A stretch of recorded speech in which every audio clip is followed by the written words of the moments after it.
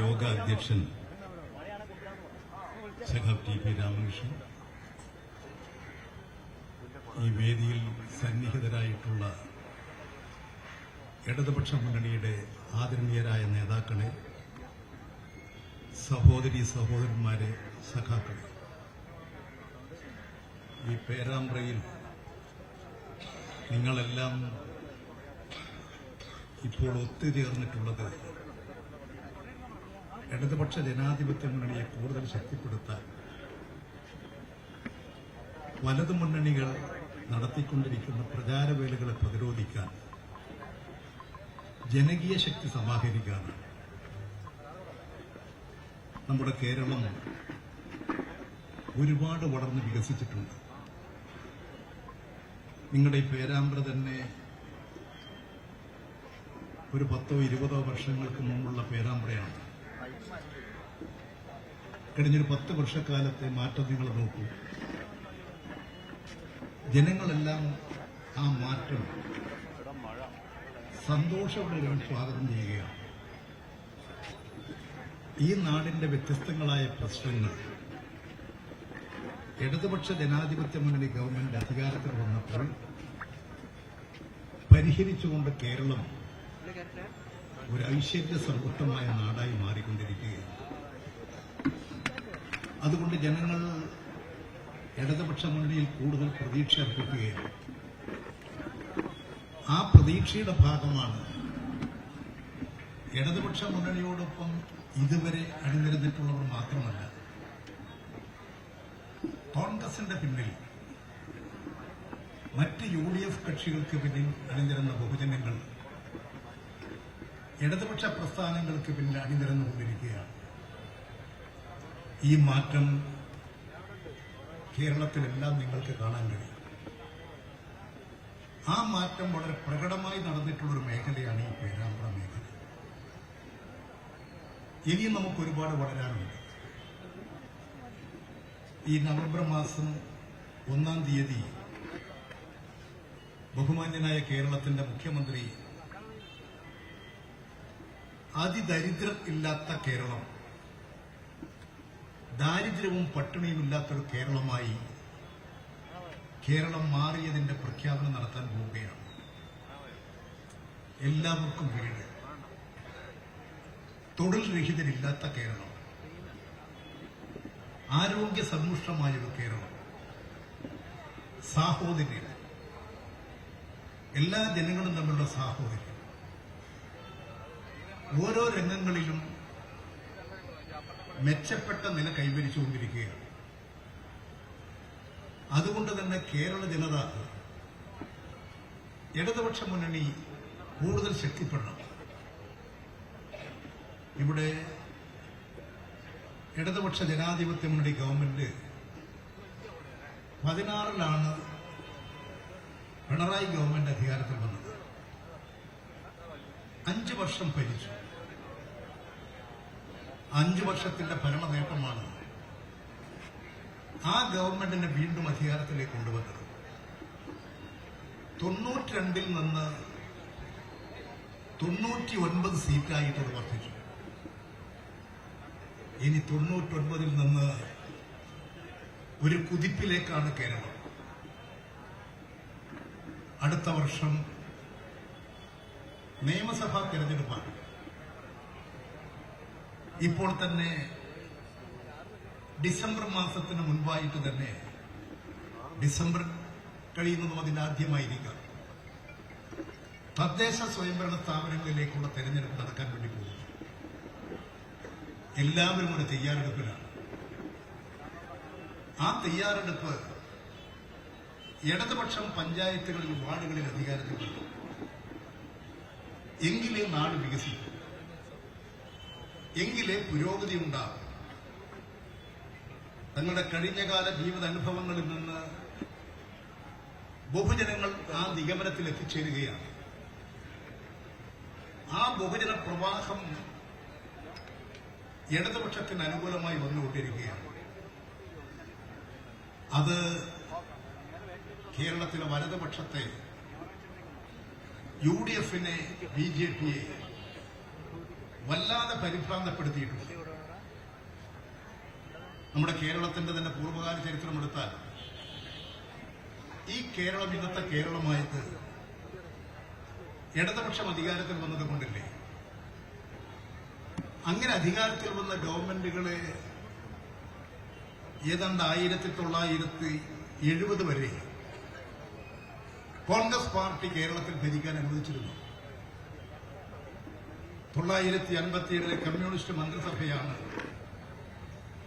കേരളത്തിലെ കർഷക സമൂഹത്തിന് കാർഷിക രംഗത്ത് സമഗ്രമായ മാറ്റം വരുത്താനുള്ള നിയമം പാസാക്കിയത്.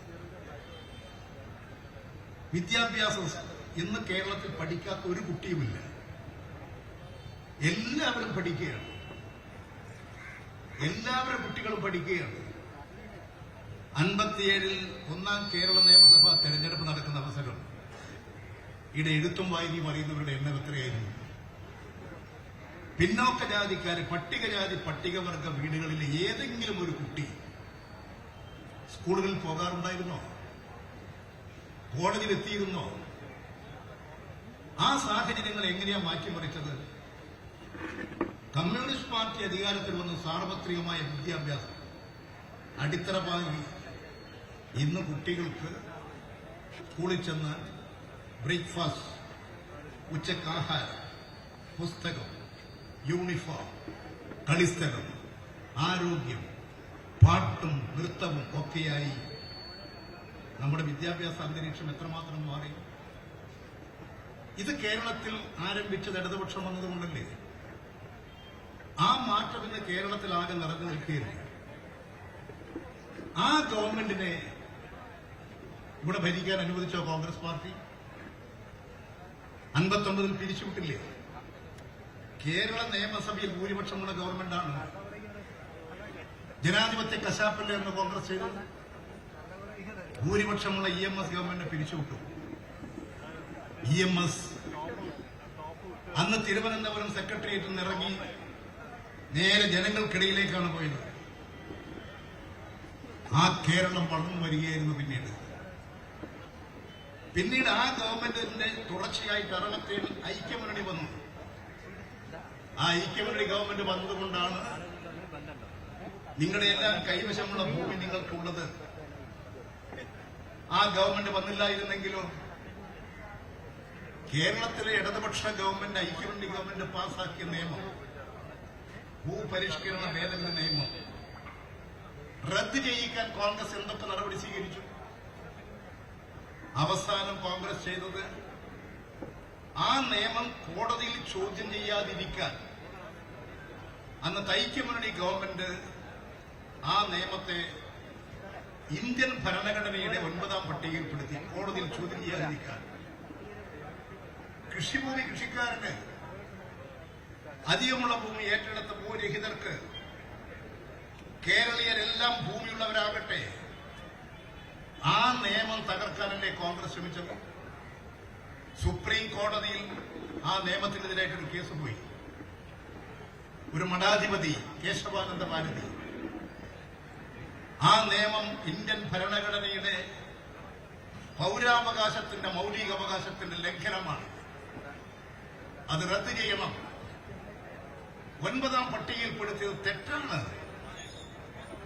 കോടതി സുപ്രീം കോടതിയെ സമീപിച്ചു. ഒരു ഭരണഘടനാ ബെഞ്ച് വന്നു.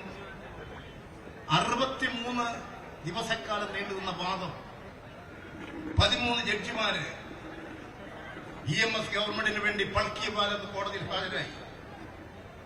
ഭൂമി കൃഷിക്കാരന് കിട്ടണം, കുടികിടപ്പ് അവകാശം കിട്ടണം, എല്ലാവർക്കും ഭൂമി ലഭ്യമാക്കണം. ഇന്നീ പേരാമ്പ്ര വികസിച്ചത് ആ ഭൂപരിഷ്കരണ നിയമം കൊണ്ടല്ലേ? അല്ലെങ്കിൽ ഈ ഭൂമിയും കെട്ടിടങ്ങളുമെല്ലാം പഞ്ചായത്തിന്റേതാകുമോ നാടിന്റേതാകുമായിരുന്നോ? ആ കോടതിയിൽ, സുപ്രീം കോടതിയിൽ വാദിച്ചു. ആ വാദത്തിന്റെ മേലെ 13 അംഗ ജഡ്ജിമാരാണ്. 7 പേര് കേരള ഗവൺമെന്റിന്റെ നിലപാടിന് അനുകൂലിച്ചു. ഒരു ഗവൺമെന്റിന് ഇതിന് അധികാരമുണ്ട്, ജനങ്ങളെ സംരക്ഷിക്കാൻ അധികാരമുണ്ട്, അതിന് ഇത്തരം നിയമങ്ങൾ പാസാക്കാം. 6 പേര് എതിരായിട്ട് വിധിച്ചു. നേരെ തിരിച്ചായിരുന്നെങ്കിലോ ഇന്ന് എന്തായിരിക്കുമായിരുന്നു കേരളത്തിന്റെ സ്ഥിതി? ആ ഐക്യമുന്നണി ഗവൺമെന്റ് ഉണ്ടായിരുന്നില്ലെങ്കിൽ, കോൺഗ്രസ് ആണ് ഭരിച്ചിരുന്നതെങ്കിൽ എന്താകുമായിരുന്നു സ്ഥിതി? ഇന്നത്തെ കേരളത്തിന്റെ അടിത്തറ പാകിയതാണ്. അതിൽ നിന്ന് കേരളം വികസിച്ച് വളർന്നു വന്നു. കേരളത്തിന്റെ രാഷ്ട്രീയ രംഗത്ത് മാറി മാറി വരുന്ന ഗവൺമെന്റുകളും 70 കഴിഞ്ഞ് 80-ലേക്ക് എത്തുമ്പോഴേക്കും സാഹചര്യങ്ങൾ മാറി. പിന്നീട് മാറി മാറി വരുന്ന ഗവൺമെന്റ് ആണെങ്കിലും കഴിഞ്ഞ 16 മുതൽ 21 വരെ പിണറായി ഗവൺമെന്റ് 21 തെരഞ്ഞെടുപ്പ് വീണ്ടും പിണറായി എന്തായിരുന്നു എന്ന് BJP കോൺഗ്രസും പ്രതീക്ഷിച്ചത്. ഇവിടെ മാറി മാറി വരും, അതുകൊണ്ട് ഗവൺമെന്റ് മാറും, അതുകൊണ്ട് ഇടതുപക്ഷ ഗവൺമെന്റ് ഉണ്ടാകില്ല. ഇങ്ങനെ മാറി മാറി വരും എന്ന് ധരിച്ച് ഊറി ചിരിച്ച് ആശിച്ച് കുറെ ആളുകൾ ചെന്ന് ആത്മച്ചോട്ട് കുത്തിയിരുന്നില്ലേ? എന്തായിരുന്നു സ്ഥിതി? 92-ൽ നിന്നും 99 ബഹുജനങ്ങളുടെ പിന്തുണയോടുകൂടി വീണ്ടും പിണറായി വിജയൻ തിരുവനന്തപുരം സെക്രട്ടേറിയറ്റിലേക്ക്. ഇതാ വീണ്ടും അടുത്ത 26-ന് നിയമസഭാ തെരഞ്ഞെടുപ്പ്. അതിലൂടെ തുടർച്ചയായ ഒരു ഗവൺമെന്റ് കേരളത്തിൽ വന്നാൽ മുസ്ലിം ലീഗിന്റെ നേതാക്കൾ പറയാറുണ്ടല്ലോ, ഒരു തുടർ ഗവൺമെന്റ് ഉണ്ടായാൽ മാത്രമേ വികസനം പൂർത്തിയാകൂ. വികസനം പൂർത്തിയാകണം, കൂടുതൽ വികസനം ഉണ്ടാകണം, നടന്നുകൊണ്ടിരിക്കുന്ന എല്ലാ പ്രവൃത്തികളും പൂർത്തിയാകണം, ഒരു തുടർ ഗവൺമെന്റ് ഉണ്ടാകണം. ഒരു തെരഞ്ഞെടുപ്പിന്റെ മുമ്പിലേക്ക് പോകുന്നു, അതിനുള്ള സാധ്യതകൾ കൂടി വരുന്നു. ഇത് ഉറക്കം കെടുത്തുന്ന ചില പാർട്ടികളുണ്ട്. അതിലൊരു പാർട്ടിയാണ് കോൺഗ്രസ്. കോൺഗ്രസ് യഥാർത്ഥത്തിൽ ഈ നാടിനൊരു ശാപമാണ്. ആ കോൺഗ്രസ് എത്രയായാലും നന്നാകില്ല എന്നുള്ളതാണ് ഇവിടുത്തെ അനുഭവങ്ങൾ നമ്മെ തെളിയിച്ചുകൊണ്ടിരിക്കുന്നത്. കോൺഗ്രസിന് ഈ കേരളത്തിലെ 140 അസംബ്ലി മണ്ഡലത്തിൽ ഏതെങ്കിലും ഒരു അസംബ്ലി മണ്ഡലത്തിൽ ഒറ്റക്കൊന്നും ജയിക്കാൻ കഴിയുമോ? ഏതെങ്കിലും ഒരു മണ്ഡലത്തിൽ ജയിക്കുമോ? മുസ്ലിം ലീഗുകാര് സഹായിച്ചിട്ടാ ഇങ്ങനെ ഈ അപ്രമാദിത്വം കാണിക്കുന്നത്. അത് മുസ്ലിം ലീഗുകാർ മനസ്സിലാക്കണം. മുസ്ലിം ലീഗിന്റെ തണലിൽ കഴിഞ്ഞുകൂടുന്ന ഒരു പാർട്ടിയാ കോൺഗ്രസ്. ഇവിടെ ഇപ്പൊ നെഞ്ചൊക്കെ ഉന്തി കൈയുടെ മസിലെല്ലാം കാണിച്ച് നടക്കുന്നുണ്ടല്ലോ. അത്രക്കൊന്നുമില്ല കോൺഗ്രസ്. കോൺഗ്രസിന്റെ നില കോൺഗ്രസുകാർ മനസ്സിലാക്കണം. കോൺഗ്രസിനകത്തുള്ള ഒരു വിഭാഗം ഈ കോൺഗ്രസിന്റെ ഇന്നത്തെ നിലപാടിനെതിരാണ്. അവർ കോൺഗ്രസിന്റെ നിലപാടിനെതിരായി ശക്തമായി പ്രതികരിക്കുന്നുണ്ട്. അത് തികച്ചും സ്വാഗതാർഹമാണ്. അത് പ്രോത്സാഹിപ്പിക്കപ്പെടേണ്ടതാണ്. ഇവിടെ അതിന്റെ ഒരു ഭാഗമായിട്ടാണ് ചില സംഭവങ്ങൾ അരങ്ങേറുന്നത്. ഇവിടെ ഇടതുപക്ഷ ജനാധിപത്യ മുന്നണി കൂടുതൽ ശക്തി നേടും. അതിന്റെ ലക്ഷണങ്ങൾ കാണുന്നു. അതിനെന്താ ഇപ്പൊ കണ്ടുപിടിച്ചിരിക്കുന്ന മാർഗം? മുഖ്യമന്ത്രിക്കെതിരെ വ്യക്തിഹത്യ, ഇടതുപക്ഷത്തിനെതിരെ ആക്രമണം, ഗൂണ്ടാക്രമണങ്ങൾ. ഇത് എത്ര കാലമായി കോൺഗ്രസ് തുടർന്നിട്ട്? നിങ്ങൾക്ക് ഇന്നവരെ എന്തെങ്കിലും ഉണ്ടാക്കാൻ കഴിഞ്ഞോ? നേട്ടം ഉണ്ടാക്കാൻ കഴിഞ്ഞോ? ഇവിടെ കോൺഗ്രസിന്റെ ദേശീയ നേതാവാണ് ആ കണ്ണൂരിൽ നിന്ന് കുടിയേറി പാർത്ത KC വേണുഗോപാൽ. ഒരു നിലവാരമുള്ള നേതാവാണ്, ഒരു അഖിലേന്ത്യാ നേതാവല്ലേ. അദ്ദേഹത്തിന്റെ പ്രസംഗം കോൺഗ്രസുകാർ കേട്ടില്ലേ? പോലീസുകാരെ കാല് തല്ലിയൊടിക്കും, 2 കാലും തല്ലിയൊടിക്കും പോലീസ് ഓഫീസറുടെ. പിന്നെ പോലീസ് ഓഫീസർമാരുടെ പേര് ഞാനത് പറയുന്നില്ല. ആ പേരങ്ങ് വീട്ടിൽ കൊണ്ടുപോയി സൂക്ഷിച്ചോ. എന്ത് കണ്ടിട്ടാ? ആരെ കണ്ടിട്ടാ? കടലാസം കൊണ്ട് നടന്നാ മതി. KC വേണുഗോപാലൻ ഒന്നുമില്ലെങ്കിൽ ആ ഡൽഹിയിൽ കുറച്ചു കാലമായില്ലേ, സോണിയാഗാന്ധിയോടൊപ്പല്ലേ നടക്കുന്നത് കാണുന്നത്. ആ രാഹുൽ ഗാന്ധിയോടൊപ്പം നടക്കുന്നുണ്ടല്ലോ. ഒരു ചെറിയ നിലവാരമെങ്കിലും പുറത്തണ്ടേ? 6 മാസം കഴിഞ്ഞാൽ എന്താ ഒലക്കിയ ഉണ്ടാവാൻ പോകുന്നത്? എന്താ വേണുഗോപാലൻ ധരിച്ചിരിക്കുന്നത്? വേണുഗോപാലന്റെ സ്ഥിതി എന്താ? ഇപ്പൊ ബീഹാർ തെരഞ്ഞെടുപ്പ് നടക്കാൻ പോകുന്നുണ്ട്.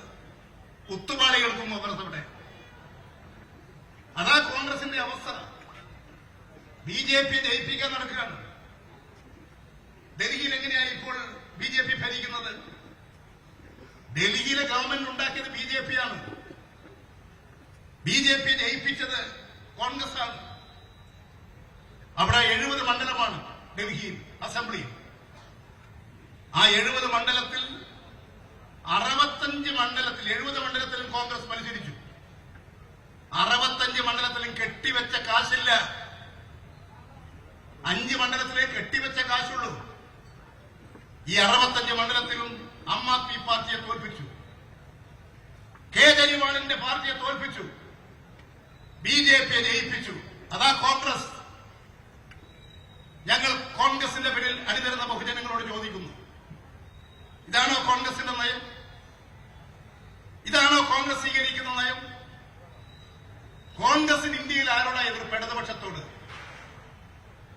രാജസ്ഥാനിൽ BJP ഭരിക്കുകയാണ്. കോൺഗ്രസിന്റെ നിലപാട് കൊണ്ടല്ലേ?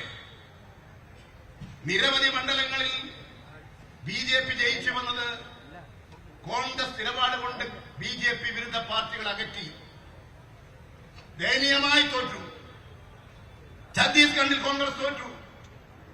അരുണാചൽ പ്രദേശിൽ തോറ്റു. ഈ കോൺഗ്രസിന്റെ നയത്തിന്റെ ഫലമായിട്ടാണ്. ഞങ്ങൾ അങ്ങനെ തകർന്നു പോകണമെന്ന് ആഗ്രഹിക്കുന്നവരല്ല. വേണുഗോപാലിനെ പോലെ അല്പം ചിന്തിക്കുന്നവരല്ല. ദീർഘവീക്ഷണത്തോടുകൂടി കാര്യത്തെ കാണുന്നവരാണ്. ഇന്ന് ഇന്ത്യയുടെ മുമ്പിൽ ഏറ്റവും വലിയ ആപത്ത് BJPയാണ്. അവരെ പരാജയപ്പെടുത്താൻ ഐക്യമാണ് വളർത്തിയെടുക്കേണ്ടത്. രാജ്യം അഭിമുഖീകരിക്കുന്ന വർഗീയ ഫാസിസ്റ്റ് ഭീകരത. ആസാമിൽ ഇപ്പോൾ ഭരിക്കുന്നത് കോൺഗ്രസിന്റെ നേതാവായി BJPയിലേക്ക് ചേക്കേറി അങ്ങനെയുള്ള ഒരു മുഖ്യമന്ത്രിയല്ലേ? ആ മുഖ്യമന്ത്രി ആസാമിൽ എന്തൊക്കെയാണ് കാണിച്ചുകൊണ്ടിരിക്കുന്നത്? അവിടെ മുസ്ലിം പള്ളി പണിയാൻ പറ്റില്ല. അവിടുത്തെ മുസ്ലിമുകളെ ബംഗാളി സംസാരിക്കുന്നവരെ വിദേശികൾ എന്ന് പറഞ്ഞ് നാട്ടിൽ പുറത്താക്കുകയാണ്. അവിടെ ചില നിയമങ്ങൾ പാസാക്കിയിട്ടുണ്ട്. ലാൻഡ് ജിഹാദ്. ആസാമിലെ ഭൂമി മുസ്ലിമുകൾ അവരുടെ ഭൂമി വിൽക്കുന്നുണ്ടെങ്കിൽ ഹിന്ദുക്കൾ വാങ്ങരുത്, മറ്റാരും വാങ്ങരുത്. മുസ്ലിമുകൾക്ക് ഭൂമി വിൽക്കരുത്. എന്തൊക്കെ നിയമങ്ങളാണ് പാസാക്കിയിട്ടുള്ളത്? ഉത്തർപ്രദേശിൽ ഇന്ന് പത്രമില്ലതാ. പിന്നോക്ക ജാതിക്കാർക്ക് നേരെ ആക്രമണം, ക്രിസ്ത്യൻ ന്യൂനപക്ഷങ്ങൾക്ക് നേരെ ആക്രമണം. ഇന്ത്യയിൽ ഏറ്റവും വലിയ ആക്രമണം നടന്നുകൊണ്ടിരിക്കുന്ന ഉത്തർപ്രദേശിലാണ് ക്രിസ്ത്യാനികൾക്ക് നേരെ. ഛത്തീസ്ഗഡിൽ കന്യാസ്ത്രീകളെയല്ലേ ആക്രമിച്ചത്? എന്റെ വേണുഗോപാല, അവിടെ പോ. ആ പാവ കന്യാസ്ത്രീകളെ ആക്രമിക്കുന്ന സ്ഥലത്ത് കേരളത്തിൽ ഇത്തരം ഒരു സംഭവങ്ങളുമുണ്ടോ? ഇങ്ങനെ നടത്താൻ ആരെങ്കിലും കേരളത്തിൽ ഇടതുപക്ഷ ഗവൺമെന്റ് സമ്മതിക്കുമോ? നടത്തി നോക്ക്. ഇവിടെയും നിങ്ങൾ ചില കലാപം ഉണ്ടാക്കാൻ RSSകാർ ഉപയോഗിച്ചല്ലോ. പാലക്കാടും ആലപ്പുഴയിലും RSSകാർ ഉപയോഗിച്ചുകൊണ്ട് കലാപം ഉണ്ടാക്കാൻ ശ്രമിച്ചില്ലേ? നിങ്ങൾക്ക് നടത്താൻ കഴിഞ്ഞോ? അവിടെ ജനങ്ങൾ ഇളകി വന്നു. SDPIക്കും RSSനും സംഘപരിവാറുണ്ട്. എതിരായിട്ട് ജനങ്ങൾ അണിനിരന്നു. ഉപേക്ഷിച്ചു പോകേണ്ടി വന്നില്ലേ? ഈ കേരളത്തിന്റെ പ്രത്യേകതയാണത്. ആ കേരളത്തിൽ വർഗീയ കലാപം ഉണ്ടാക്കണമല്ലേ? എന്തിനാ പേരാമ്പ്ര തെരഞ്ഞെടുത്തത്? ഇവിടെ വളരെ സെൻസിറ്റീവായിട്ടുള്ള പ്രദേശങ്ങളുണ്ട്. ഈ മേഖലകളിൽ കമ്മ്യൂണിസ്റ്റ് പാർട്ടി, മാർക്സിസ്റ്റ്, ഈ മലയോര മേഖലകളിൽ നാദാപുരം, പേരാമ്പ്ര, കക്കട്ട്, കുറ്റ്യാടി പ്രദേശങ്ങൾ വളരെ സെൻസിറ്റീവാണ്. അത് വളരെ കാലമായി ചെയ്തു വന്ന ചിലതിന്റെ പരിണത ഫലമാണ്. ആ സെൻസിറ്റീവ് ഏരിയയെ മെച്ചപ്പെടുത്തിയെടുത്ത് സാഹോദര്യം മെച്ചപ്പെടുത്താൻ ത്യാഗപൂർവ്വം പ്രവർത്തിക്കുകയാണ് പാർട്ടി. ഇവിടുത്തെ പാർട്ടിയുടെ പ്രവർത്തനങ്ങൾ നിരീക്ഷിക്കുന്നവർക്കറിയാം. ഒരു തരത്തിലുള്ള സ്പർദ്ധയും ഉണ്ടാകാതിരിക്കാൻ, എല്ലാ മതവിഭാഗങ്ങളെയും യോജിപ്പിച്ചു നിർത്താൻ, എല്ലാവരുടെയും സാഹോദര്യം കാത്തു സൂക്ഷിക്കാൻ ഓരോ പാർട്ടി അംഗങ്ങളും പാർട്ടി ബന്ധുക്കളും മനസ്സിൽ തീരുമാനമെടുത്ത് ഈ പ്രദേശങ്ങളിൽ ആകെ നടപ്പിലാക്കിക്കൊണ്ടിരിക്കുകയാണ്. ഇവിടെയൊന്നും ഒരു സംഘർഷങ്ങൾക്കും ഒരു വഴിയും ഉണ്ടാക്കി കൊടുക്കാൻ CPI CPM സമ്മതിക്കില്ല. അതാണ് CPIM.